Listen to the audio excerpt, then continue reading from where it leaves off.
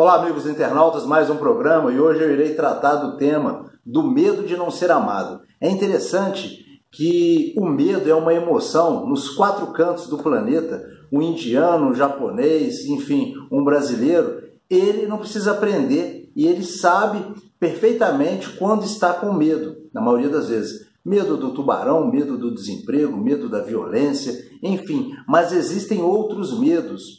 Um dos maiores medos que nós temos é o medo de não ser amado. É interessante que o medo de não ser amado faz com que você acabe tendo medo de não ser você mesmo.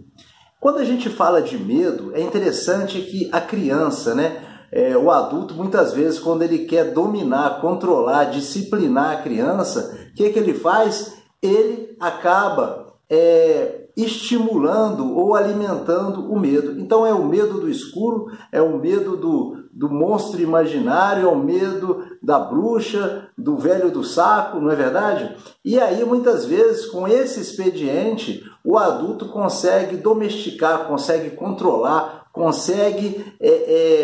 a palavra é essa mesmo, consegue controlar a criança, impedir ela de determinados comportamentos e condutas. E o adulto, o adulto, como que ele faz muitas vezes? É interessante que o medo, quando falamos de medo, falamos necessariamente de ansiedade. Mas a ansiedade, ela não vem só com o medo. A ansiedade tem um componente da dúvida, da perspectiva do futuro, não é verdade? Da insegurança. Então, a ansiedade é um subproduto mais sofisticado do medo. Por que eu estou falando isso?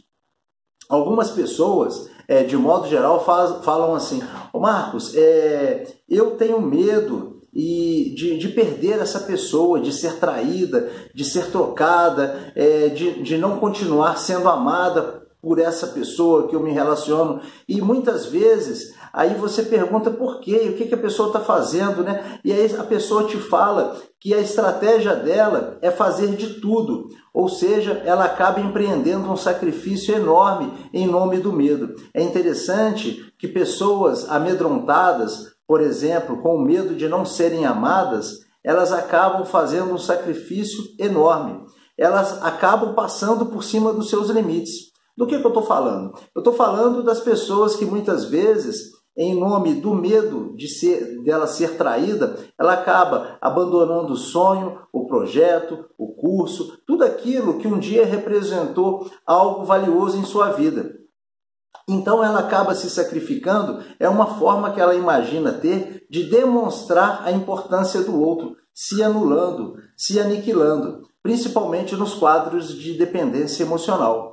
Então, podemos dizer então que o medo, quando a pessoa não tem consciência desse medo, porque muitas vezes ela nem sabe que tem esse medo, e aí ela acaba empreendendo sacrifícios. E o sacrifício, o que acontece do sacrifício? São aquelas pessoas que dizem amar, mas enumeram o que fazem. Elas começam a anotar num caderninho ali: olha, eu fiz isso, eu fiz aquilo, lembra ano passado? Eu fiz tal presente, eu deixei de viajar, eu saí da faculdade, eu larguei meu emprego. Enfim, a pessoa começa a enumerar o sacrifício. O sacrifício deixa a memória mais aguçada. É interessante isso, As pessoas conseguem relacionar tudo aquilo que elas abriram mão. E abriram mão por quê? Qual o motivo?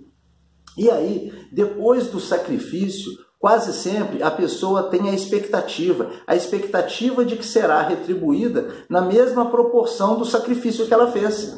Então, pessoas que são inseguras, têm a autoestima comprometida, elas se sacrificam, passam dos limites do que é possível para ela, tem expectativa. E após a expectativa vem a frustração. Junto com a frustração vem a raiva. Então essa equação da frustração, do medo de ser amado, faz com que a pessoa fique com raiva, primeiro dela mesma, E ela precisa canalizar essa raiva para fora. Ela muitas vezes não dá conta que é a raiva dela ter feito tantas violências com ela mesma. E aí, naturalmente, ela acaba exigindo, cobrando do outro, e aí vem as brigas. Então essa equação emocional faz com que do medo passe pelo sacrifício, pela expectativa, pela frustração, pela raiva, pela cobrança, e aí retroalimentando a espiral do medo. E como fazer então, Marcos, né? Primeira coisa é o autoconhecimento, é você saber que está com medo e não precisar reagir, mas sim começar a agir. É interessante que algum dos mitos relacionais que faz com que a pessoa alimente esse medo é a ideia de que eu sou capaz de fazer o outro feliz. Cabe a mim a missão de fazer aquela pessoa feliz. Quando você acredita nisso, nesse mito, que em algum momento da sua vida foi incutido nos seus pensamentos, você imagina que é capaz de fazer o outro feliz e, por sua vez, o outro também tem a obrigação e a necessidade de proporcionar essa felicidade para você. E aí você começa a esperar, a exigir, a se sacrificar, a ir além dos limites. Então é aquela história, olha, eu saí da faculdade, né, parei de estudar por conta do nosso amor, mas você continua saindo com seus amigos, você continua jogando futebol, você continua indo ensaiar com a sua banda de música. Como assim, se eu me sacrifiquei tanto? E aí a pessoa fica cada vez mais frustrada, com mais expectativa, e ela começa a achar o seguinte: será que se eu me sacrificar mais, eu consigo fazer com que essa pessoa me ame? É interessante que algumas pessoas, mesmo após a separação, o relacionamento, o divórcio, elas se questionam: Marcos, será que eu fiz o suficiente? Será que eu poderia ter feito mais? E aí vem a dúvida, a culpa, porque muitas vezes a pessoa ela se sente culpada de não ter sido suficientemente perfeita e boa para aquela pessoa. É meio complicado, né? A engrenagem é bem tenso a coisa, né? Então, mas é uma coisa mais comum do que nós imaginamos. Bom, se você tem gostado dos vídeos, sempre vídeos pertinentes a relacionamentos, ansiedade, medo, enfim, manda sua sugestão, se você está gostando, se não está, enfim, aí eu vou adequando aqui, configurando na medida do possível para que fique uma coisa agradável e interessante para todo mundo. No mais, um abraço, até o próximo programa, falando um pouquinho mais sobre psicologia.